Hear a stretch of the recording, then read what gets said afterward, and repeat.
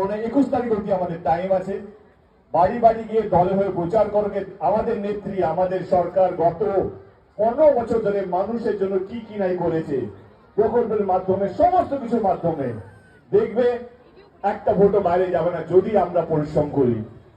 আর মানুষ, আমি গ্রামে গ্রামে ঘুরছি গত 14 বছর ধরে বা 12 বছর ধরে, মানুষ আমাদের দলকে ভালোবাসে, মানুষ মমতা ব্যানার্জিকে ভালোবাসে।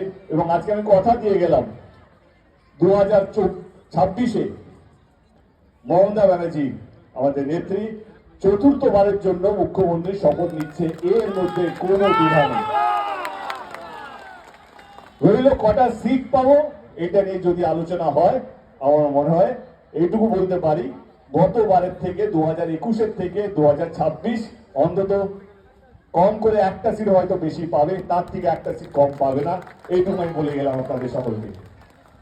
ভালো থাকবেন। বেশি সময় নয়, আজকে সকাল থেকে কাল থেকে প্রচুর বৃষ্টি, মাঠে কাদা ভর্তি, এখনো বৃষ্টি হচ্ছে, তা সত্ত্বেও আপনারা এসছেন, আপনাদের ভালোবাসা, আপনাদের আশীর্বাদ আমাদের প্রার্থী এবং আমার জন্য দেওয়ার জন্য, তার জন্য আমি হাত জোড় করে মাথা নিচু করে প্রত্যেককে ধন্যবাদ জানাচ্ছি।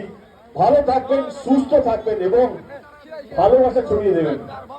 আমি জানি রাজনীতির মৌসুম, অনেক নেতারা আসবেন বিভিন্ন দল থেকে, তারা বিভ্রান্ত করার চেষ্টা করবে, তারা বলবে এইটা, তারা বলবে ওইটা।